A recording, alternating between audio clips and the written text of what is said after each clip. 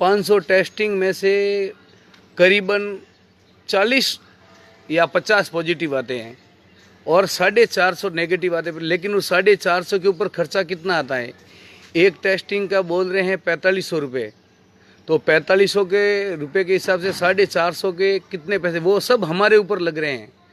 जैसे जैसे टेस्टिंग बढ़ेंगे सरकार के ऊपर आर्थिक बोझ बढ़ रहा है और सरकार के ऊपर तो खर्चा अपन लोगों से वसूल किया जाएगा। उधर धंधे की महामारी खत्म हो गई है, लोग व्यापारी बर्बाद हो चुके हैं, मीडियम क्लास घर की ओर लौट चुके हैं।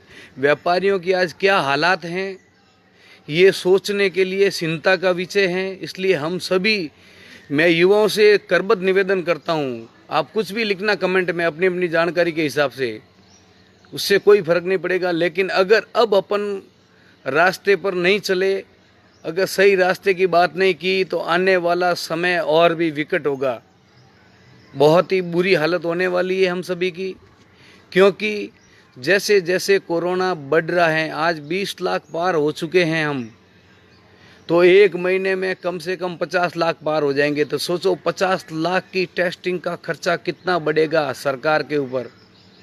जब सरकार का खजाना खाली हो रहा है तो सरकार ये बोझ डालेगी हमारे ऊपर। हमारे पास पहले से भी कुछ भी नहीं है। देख लो, आज से 4 महीने पहले हम अपना घर कैसे चलाते थे और आज कैसे चला रहे हैं। बच्चों की फीस भरी नहीं जा रही है। जो बच्चे स्कूल टैक्सियों में जाते थे आज वो पैदल के लिए भी मजबूर हैं। स्कूलें खुली नहीं, लेकिन माँ बाप आज भी चिंता में हैं। तो सोचो आने वाला समय कैसा होने वाला है। इसलिए मेरा सभी नौजवान बंधुओं से, युवाओं से करबद्ध निवेदन कि सरकार की वाहवाही लूटने से कुछ नहीं होगा। एक बच्चा जब ज़रूरत होती है तो अपने पिताजी से कहता है मुझे पिताजी इस चीज़ की ज़रूरत होती है, तब तो अब हमारा यही फ़र्ज़ बनता है सरकार से हम सभी आग्रह करें कि हम ही बेरोज़गारों को रोज़गार दें। रोज़गार बढ़ेगा तो सरकार के ऊपर से भी भार घटेगा, नहीं तो अन्यथा हालत ख़राब होने वाली है। अगर आज हम सिर्फ धार्मिक आड़ में फंस गए तो आने वाला समय बहुत बुरा होने वाला है। भगवान राम के खिलाफ कोई नहीं है, हम सब राम के भक्त हैं। तो अगर असली राम के भक्त हो तो इस सरकार से रोज़गार की मांग करो। अगर रोज़गार की मांग नहीं की तो आने वाला समय बहुत ही बुरा होने वाला है, क्योंकि कोरोना ख़त्म नहीं होगा। कोरोना बढ़ रहा है। आप सोच रहे हो कोई जादू की जड़ी है, कोरोना ख़त्म होने वाला नहीं। कोरोना रोज़ का रोज़ बढ़ रहा है। 20 लाख होने में 4 महीने लगे तो सोच लो अभी 20 लाख या 50 लाख होने में सिर्फ 1 महीना या 1.5 महीना लगेगा। अब बोल रहे हैं कि क्या मतलब अपने को घरों में बैठ के दुबक के बैठ जाए, तो इसका भार हमारे ऊपर ही है। हम सभी युवाओं से निवेदन है, जितने भी पढ़े लिखे युवा जो सोशल मीडिया चला रहे हैं, सभी अपनी फेसबुक के माध्यम से सरकार से सवाल करो। सरकार को बोलो हर युवाओं को रोज़गार देने की कोशिश करें और कोरोना के खिलाफ सख्त से सख्त कदम उठाए, ताकि सरकार के ऊपर जो आज बोझ बढ़ रहा है ये बोझ बढ़ना बंद हो जाए। अन्यथा आने वाला समय इतना बुरा हो रहा है मित्रों, जिसका अंदाज़ा नहीं लगाया जा सकता। इसी तरह अगर अपन बात करें, जब राहुल गांधी जी ने पहली बार लोकसभा में कहा था कि कोरोना की महामारी चीन, इटली, फ्रांस, जापान, अमेरिका में इतनी बढ़ चुकी है, वो इतने सक्षम देश हैं और हमारा भारत इतना सक्षम नहीं है, इसलिए 15 एयरपोर्ट बंद कर लो, अंतर्राष्ट्रीय एयरपोर्ट बंद कर लो। 15 अंतर्राष्ट्रीय एयरपोर्ट बंद कर लो तो सब सही हो जाएंगे हालात। सिर्फ 15-20 लाख लोगों को स्क्रीनिंग करनी पड़ेगी। सरकार ने इस बात को नहीं माना तो आज सोच लो भारत की क्या हालात हो गई है। अन्यथा 15 एयरपोर्ट बंद उसी टाइम कर लिए होते तो आज ये एयरपोर्ट अभी जो बंद पड़े रखने नहीं पड़ते। सिर्फ उसी टाइम 15 अंतर्राष्ट्रीय एयरपोर्ट ही बंद करने थे। आज देश की हालात, देश की सब ट्रेनें बंद, एयरपोर्ट बंद। मैं मेरे बालोतरा की बात करता हूँ, मेरे बालोतरा के अंदर 300 बसें खड़ी है 6 महीनों से। तो सोच लो उस ड्राइवरों की क्या हालात है जो उनके ऊपर मजदूरी कर रहे थे, उन बसों के मालिकों की क्या हालात हैं। जो बसों के अंदर कंडक्टर थे उनकी क्या हालत है, उनका घर कैसे चल रहा है, और ख़ास करके जिनकी 20 लाख 30 लाख की बस है उनकी क्या हालात हो रही हैं। अगर अब भी हम, राकेश जी, गलत कमेंट करने से कुछ नहीं होगा, हालत ख़राब होने वाली सबकी। पप्पू नहीं है देश का मालिक, देश के मालिक नरेंद्र मोदी जी हैं। अब भी आप पप्पू पप्पू का रोना मत रो। राहुल गांधी जी तो बन जाएंगे प्रधानमंत्री, उसकी आप चिंता मत करो। लेकिन आज अपन देश के लिए अगर कुछ करना है तो रोज़गार मांगने की कोशिश करो, तभी हम सभी का भला होगा। अन्यथा देश और गहरी चिंताओं से डूबने वाला है। मेरे मोहल्ले में सूरत, वापी, मुंबई के कम से कम 150 लोग जो दुकानों के मालिक के घर पे बैठे हैं, तो सोच लो देश के कितने लोग घरों में बैठे होंगे। इस चिंता पे विचार करना शुरू कीजिए। बातें करने से कुछ नहीं होगा, पप्पू पप्पू करने से कुछ नहीं होगा। पप्पू कुछ भी नहीं है। राहुल गांधी जी तो सांसद हैं, लेकिन देश के मालिक, देश के राजा, देश के सरदार, देश के आप लोग जो एक और उपाधि देते हैं भगवान नरेंद्र मोदी जी हैं। तो भगवान से कम हमारा मांगने का फर्ज बनता है। एक तरफ तो आप नरेंद्र मोदी जी को भगवान मानते हैं, तो हाँ प्रधानमंत्री हैं, तो कम से कम भगवान मानते हो तो उनके सामने अपना रोना गिड़गिड़ाओ। पप्पू पप्पू करने से कुछ नहीं होगा। राहुल गांधी जी क्या, वो भी एक सांसद है। राहुल गांधी जी से क्या मांग, क्या राहुल गांधी कर रहे हो। इसलिए अंधभक्ति से बाहर निकलो। अंधभक्ति में कुछ नहीं है। राहुल गांधी का तो नाम इसलिए उछाल रहे कि आप जैसे अंधभक्ति इनकी लाचारी में फंसे रहे और जयकारा लगाते रहे, और बाकी कुछ भी नहीं है। भाई साहब, आपके घर पे नहीं बैठे, मेरे मोहल्ले में आ जाओ, दिखा देता हूँ। मजाक की बातें नहीं है। अपने आपके एक के कहने से कुछ नहीं होगा। आ जाओ बलोत्रा, रोज़ से 300 बसें निकलती थी बलोत्रा से, सूरत, वापी, बॉम्बे, हैदराबाद। आज वो सभी बसें खड़ी पड़ी है। कितने यात्री रोज का आवागमन होता रहा। हिंदुस्तान की ट्रेनें बंद है और आप अपने मुंह से लिख रहे हैं वापी से कोई नहीं बैठा है। फालतू की झूठ फैलाना बंद करो। सब ट्रेनें, हिंदुस्तान की कितनी ट्रेनें बंद पड़ी है, कितने लोग आवाजाही कर रहे थे, कितना सरकार को इसका टैक्स मिलता था, कितना रोजगार सरकार का खुद का ठप हुआ है। फालतू की बातें करते हो, अंधभक्ति की बातें मत करो भाई साहब। त्रिलोकाराम जी, रोजगार, दुकानें, जो दुकानों के मालिक, जिस बेचारे ने 5-7 लाख रुपए लगा के हाथों हाथ दुकानें शुरू की थी, उनकी क्या हालात हैं। और जिनकी दुकानों की सेल 2-2 लाख रुपए थी, उनकी क्या हालात हैं। सही बात बोलना शुरू करो, उसमें बढ़िया रहेगा। सभी युवाओं से, पढ़े लिखे नौजवानों से मेरा निवेदन है कि सभी अपनी अपनी फेसबुक के माध्यम से सरकार से रोजगार मांगना शुरू करो, तभी देश हमारा सुरक्षित होगा। वरना रोज़ के कोरोना टेस्टिंग का खर्चे का प्रभार अपने ऊपर ही पड़ रहा है। जैसे 500 टेस्टिंग होती है, 500 × 5000 कर लो, कितने रुपए हुए। जिनमें से पॉजिटिव आते हैं 20, 30 या 40, बाकी के जो पॉजिटिव है उनका खर्चा फालतू में लग रहा है। इस बात पर गौर विचार करना शुरू करो। आप पढ़े लिखे हैं।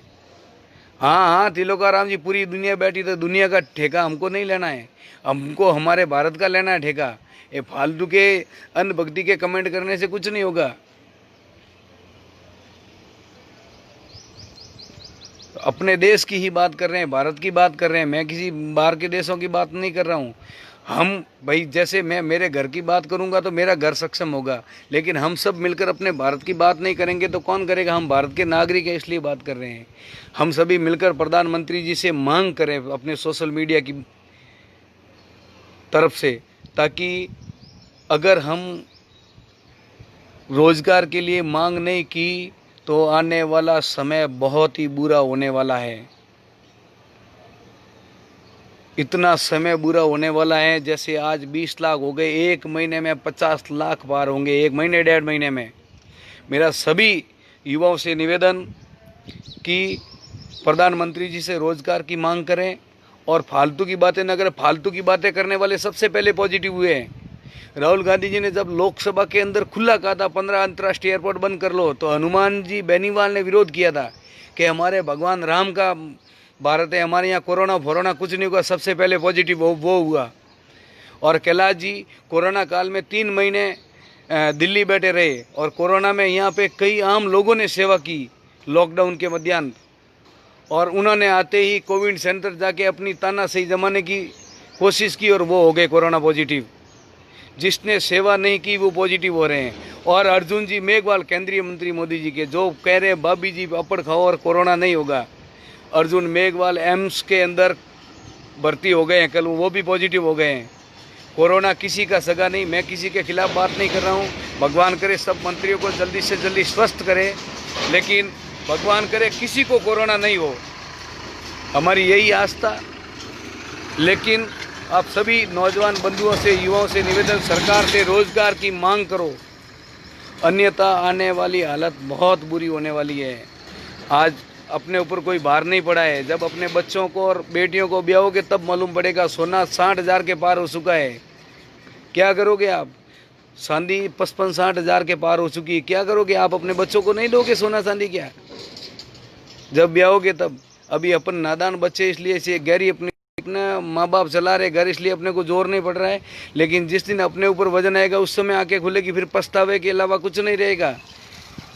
इसलिए मेरा सभी नौजवान बंधुओं से निवेदन कि ज़्यादा से ज़्यादा रोज़गार की मांग करें और कम खर्चा करना शुरू करें।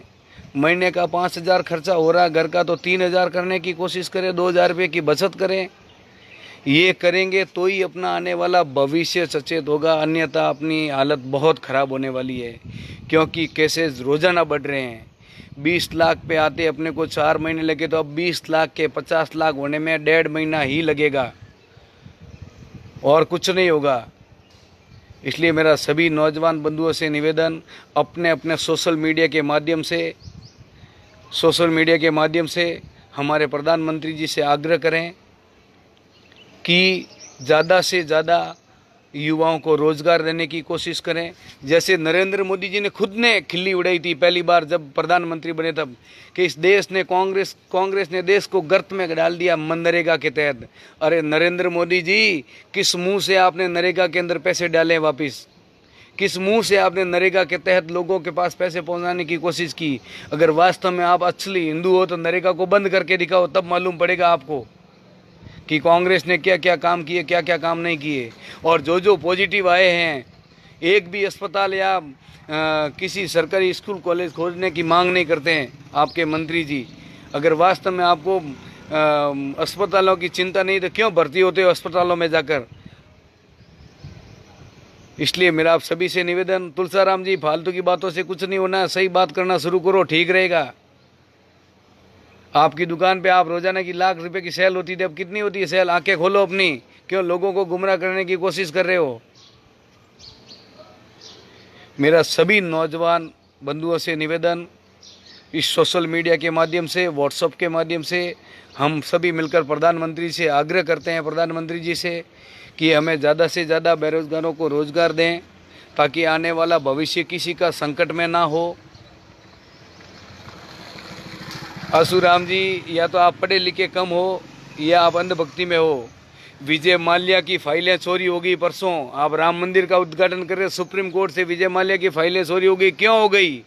पूछो नरेंद्र मोदी जी से, मालिक वो हैं, और आप अंधभक्ति का रोना रो रहे हो। अरे कांग्रेस के एमएलए तो सरकार जैसलमेर में बैठी है इस भाजपा की वजह से, ये खरीद फरोख्त में लगे हो, लेकिन अब भाजपा के विधायक क्यों वाड़ेबंदी की जा रही? कौन सी सरकार गिर रही इनकी? कौन सी भाजपा की सरकार गिर रही जो आप वाड़ाबंदी कर रहे हो? 12 को भेज दिया सोमनाथ, 13 को भेज दिया गुजरात, अहमदाबाद, और बाकी वसुंधरा जी लेके बैठी, एक भी जाने को तैयार नहीं। किस बात की चिंता सता रही है? आप लोग क्यों वाड़ेबंदी कर रहे हो? कांग्रेस तो सरकार को बसाने के लिए कर रही है। आप लोग नरेंद्र मोदी जी और अमित शाह की दाल गली नहीं अशोक गहलोत जी के सामने, क्योंकि एमपी में गिरा दी, कर्नाटक में सरकार गिरा दी और गोवा में गिरा दी। मणिपुर में एक भी इनका एमएलए भाजपा का नहीं होते हुए भी मणिपुर में सरकार पैसों के बल, सब पैसे फोकट की जगह पर दुरुपयोग किया। आप खाली करो, राम नाम के जप में लग जाओ, ये बस राम नाम के लोग आप जैसे लोगों को मूर्ख बनाएंगे और कुछ भी नहीं है। इसी बात में आप फंसोगे। इनको मालूम है नरेंद्र मोदी जी को भारत की जनता कैसी है। जब भी कोई विकट परिस्थिति आएगी सिर्फ धर्म की आड़ लेके आप जैसे लोगों को मूर्ख बना देंगे। अरे धर्म चलाना हमारे जगत गुरु शंकराचार्य जी का काम है, जो भारत के अंदर प्रधानमंत्री पद लेवल के 4 शंकराचार्य होते हैं, उनका काम है। और भगवान को कौन नहीं मानता? खाओ अपने अपने माता पिता जी की कसम के आप भगवान को नहीं मानते। सब मानते हैं भगवान को। राम राम तो हम जीते जी करते हैं, मरने के बाद भी राम राम करते हैं। राम का नाम कोई नरेंद्र मोदी जी हमको नहीं सिखाएंगे, या आप जैसे लोग नहीं सिखाएंगे। इसलिए भगवान राम सबके हैं, किसी एक के नहीं हैं। भगवान राम को मानने के लिए भाजपा पट्टा नहीं देगी। इसलिए धर्म अपनी जगह है, लोकतंत्र अपनी जगह है। प्रधानमंत्री जी का काम लोकतंत्र चलाने का होता है। उनसे हम ज़्यादा से ज़्यादा रोज़गार मांगे तो अच्छा रहेगा।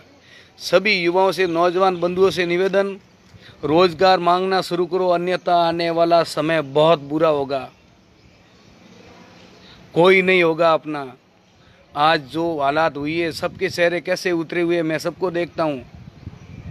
घरों की क्या हालात होने लग गई हैं। इसलिए मेरा सभी युवाओं से निवेदन कि अपने अपने सोशल मीडिया के माध्यम से प्रधानमंत्री जी से रोज़गार की मांग करें तो अच्छा रहेगा। नहीं तो ये बड़े बड़े उद्योगपति पैसे लेके फुर्र हो चुके, उनके ऊपर भी कार्रवाई नहीं कर रहे, उल्टा उनका सहयोग कर रहे हैं फाइलें गायब करके। हम लोग तो सिर्फ उनके कहने से धार्मिक भावनाओं में आहत होकर के जय श्री राम बोल रहे। अरे भगवान राम सबके हैं, किसके नहीं हैं? किसी के कहने से कोई माला नहीं जपेगा।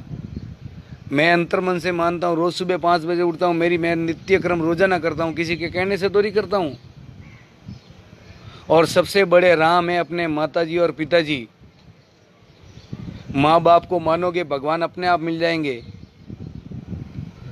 इसलिए मेरा पुनः निवेदन कर रहा हूँ सभी युवाओं से कि सोशल मीडिया के माध्यम से प्रधानमंत्री जी से रोज़गार के बारे में मांग करो, अच्छा रहेगा। नहीं तो आने वाला समय, आपका भविष्य बहुत बुरा होता जा रहा है। क्योंकि बातें करना आसान है, जय श्री राम मैं दिन में 100 बार बोल दूंगा, उससे कुछ नहीं होना है। भगवान राम का नाम तो अंतर मन में लूँगा, उससे सब कुछ होगा। अपना कर्म सुधारना है तो अपन घर के अंदर बैठकर भी माला फेर सकते हैं, लेकिन लिखने से कोई भगवान का, लिखने वाले तो सब फर्जी। मैंने देख लिया कई लोगों को जो अपने माँ बापों को कभी साथ में नहीं रखते, वो बाहर सोशल मीडिया के ऊपर जय श्री राम बोलते हैं। काफ़ी जनों लोगों को जानता हूँ, ये बातें अलग हैं। इसलिए मेरा आप सभी से निवेदन, जैसे भूख लगने पर माँ से निवेदन करते हैं, कुछ चाहिए तो अपन पिताजी से मांगते हैं, इसी तरह इस देश के सर्वोच्च पद पर बैठे प्रधानमंत्री जी नरेंद्र मोदी जी से सभी युवा करबद्ध निवेदन करें कि हमारे लिए रोज़गार पैदा करो।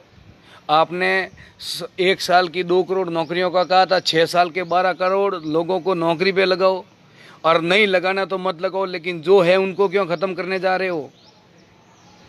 कर दी नौकरियां ख़त्म। आज भी अखबार में पढ़ लेना आप लोग, रेलवे के 50% नौकरियां समय से पहले ख़त्म कर रहे हैं। रेलवे का निजीकरण कर दिया है। बजाओ घंटा, कुछ नहीं होने वाला है। अन्यथा अगर सब युवा नहीं जागे तो देश 1947 से भी पीछे चला जाएगा, फिर कुछ नहीं होगा। इसी के साथ जय श्री राम, धन्यवाद, राम राम, नमस्कार।